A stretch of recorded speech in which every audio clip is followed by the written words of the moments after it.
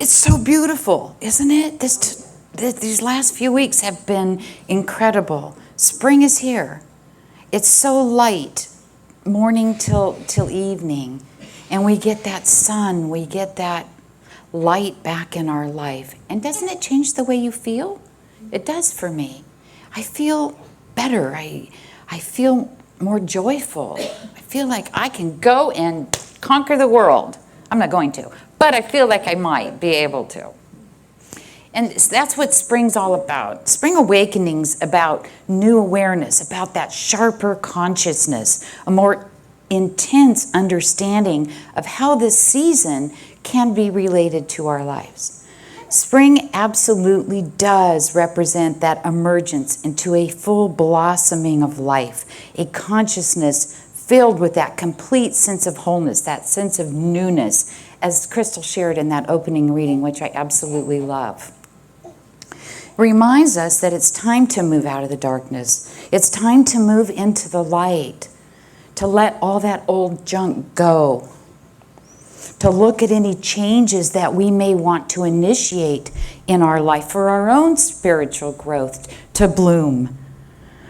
Spring reminds us that renewal is absolutely at hand and that we want to consciously be in deep gratitude for the newness of all life, including an awareness for our own personal renewal.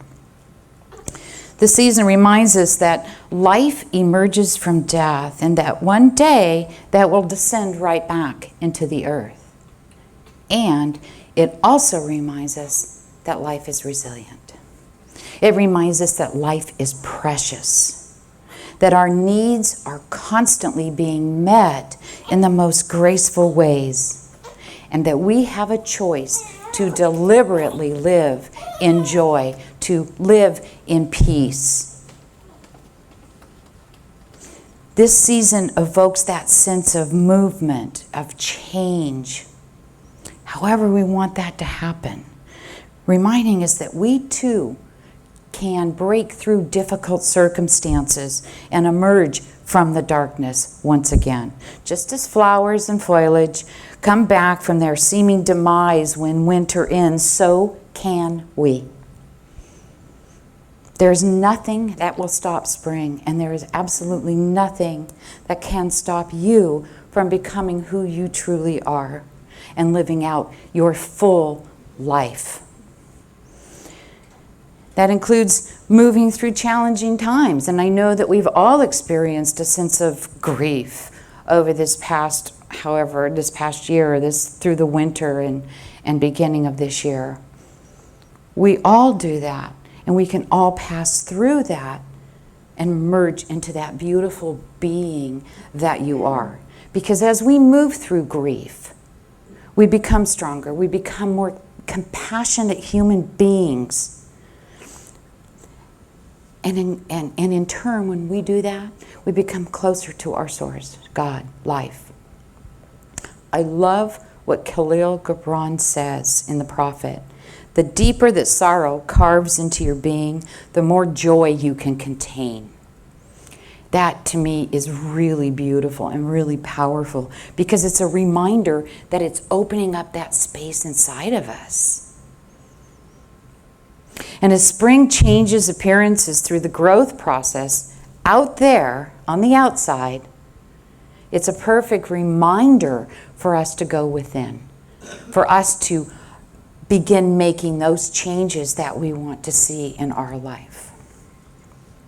So, I have a short, very short, 5-chapter story for you about change.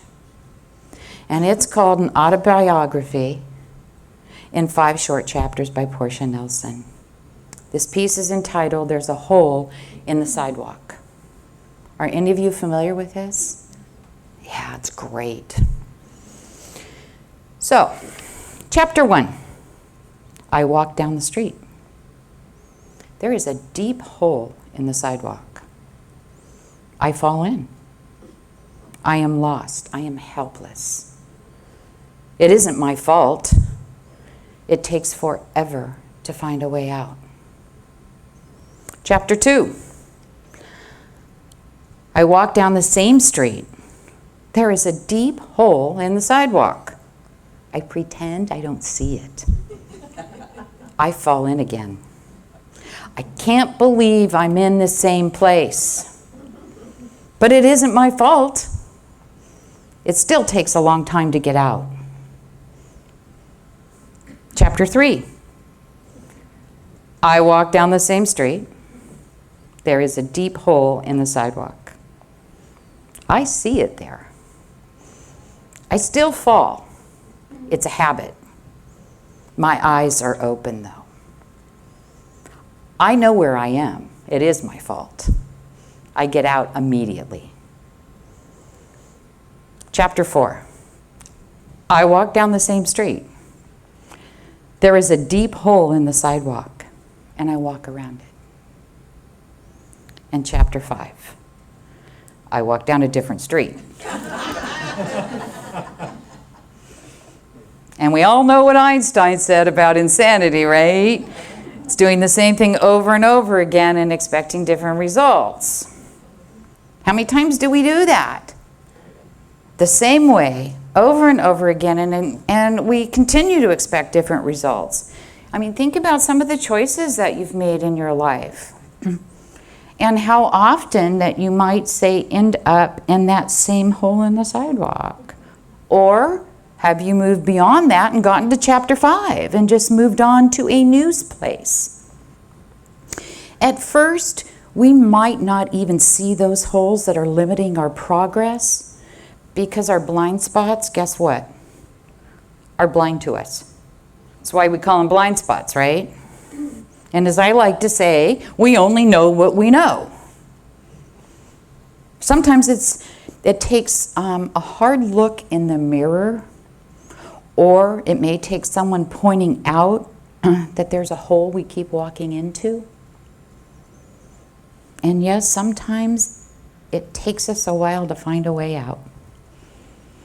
Change doesn't always come easy for human beings.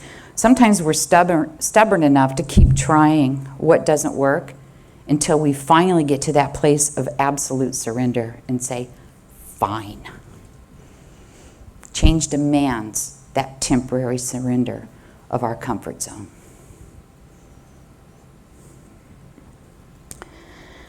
Truth is this, though. Once you experience the truth of your circumstances, you have two choices. You can lie to yourself about the revealed truth. It's an option. Or you can simply embrace the truth, which is the better option, by the way. We can continue to step in that hole and pretend we don't see it or that it isn't our fault.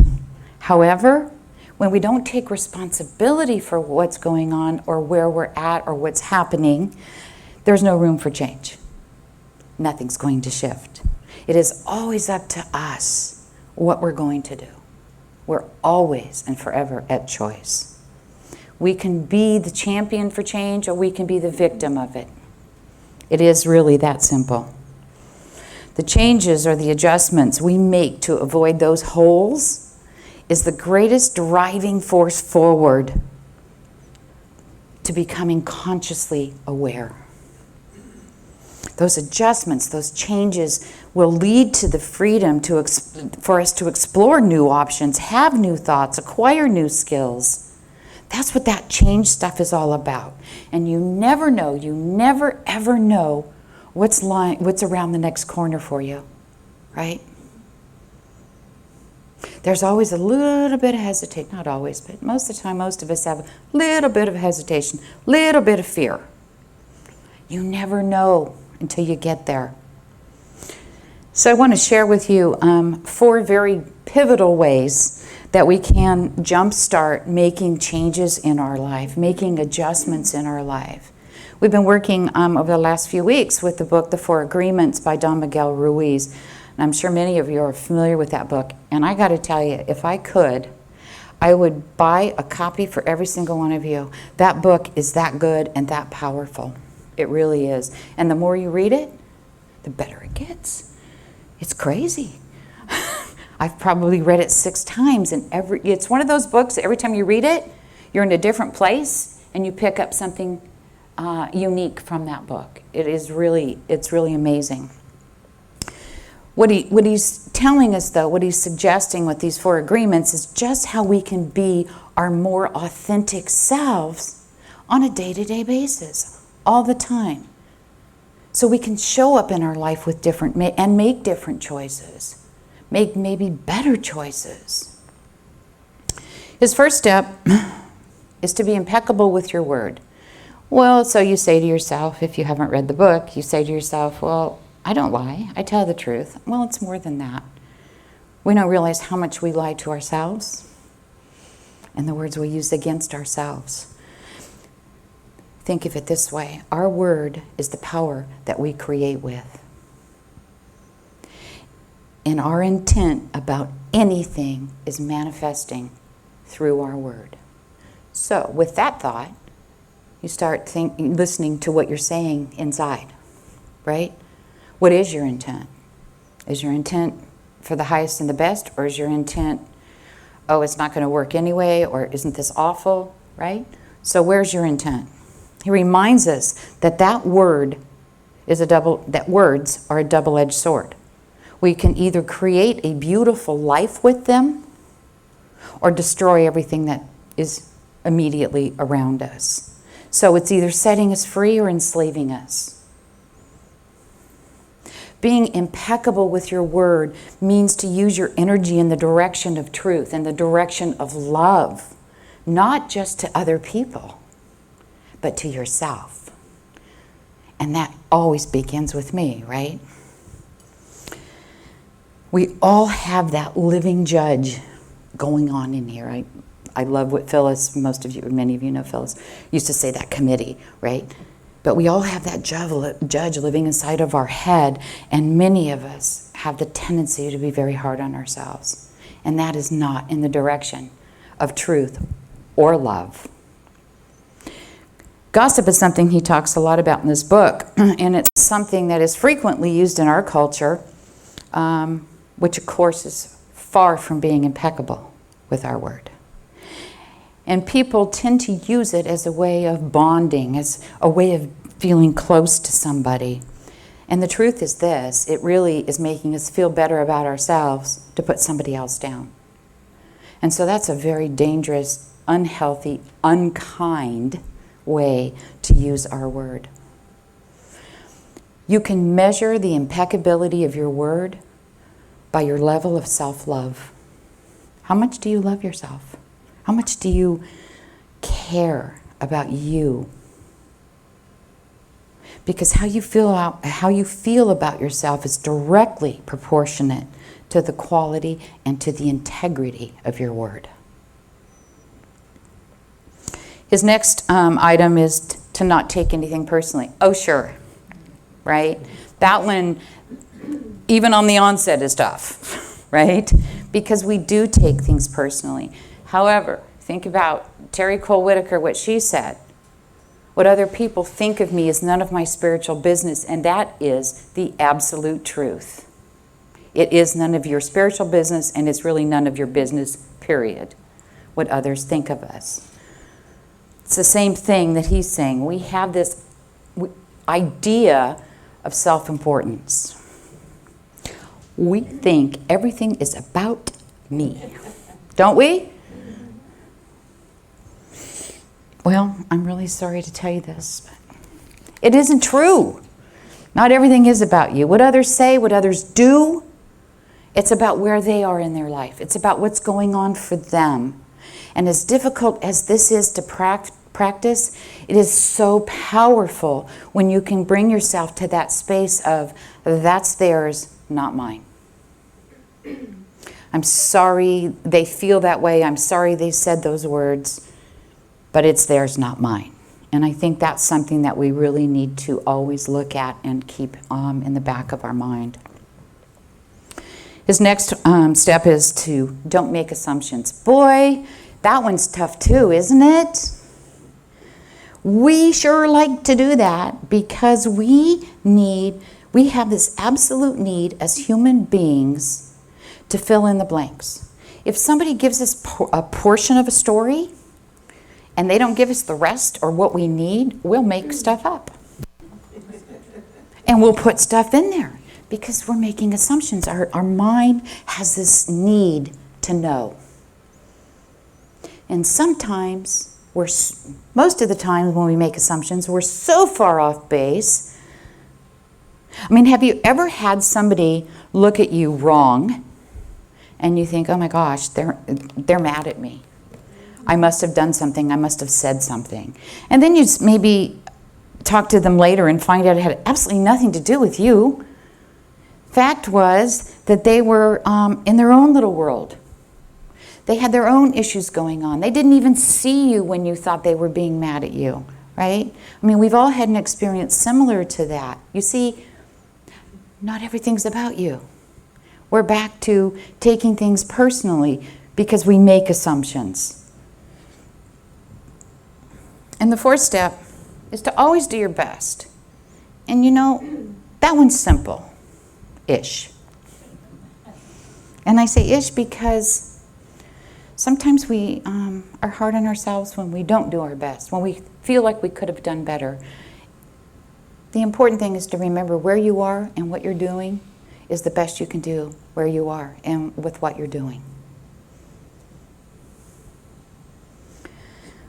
Our best will change from day to day. Depends on what's going on in our life. Depends on how busy we are. Depends on how much we're committed to a particular thing, whatever that thing is. Be kind to yourself. Be accepting of where you are and what you're doing. Realize that you're just simply a human being. And sometimes we're here, and sometimes we're here. And that's okay. Because when you learn to do your best, when you do your best, you learn to accept yourself as you are, and you become more acutely aware of who you are, willing to learn from your mistakes. And what is that? That increases your awareness. That increases your awareness of who you truly are at that deepest level.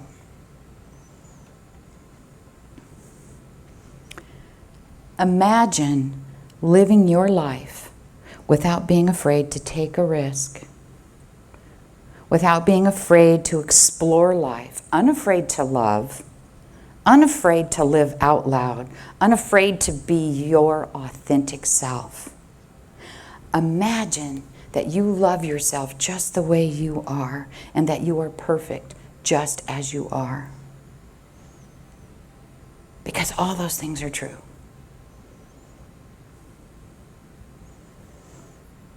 The secret to moving into a new chapter from that story I shared is to invest the time and the effort in you. You are worth it. Know that. You are absolutely worth it. Understand and integrate a new perspective in your life, which will transcend your old context and increase your personal power. Isn't that what we all want? Use those 4 agreements to empower yourself and to help you create what he calls heaven on earth. We all have that ability. We all have that power. And as you go through that, remember that new streets also have holes. So be prepared to rinse and repeat all 5 of those steps over and over again. And that's part of the growth process. So I'm going to close this morning with a quote by Molly Wolf. We can have hope, we can heal, and we can grow because time does move on. That is the lesson of spring. So thank you so much for being here while I shared this truth as I understand it.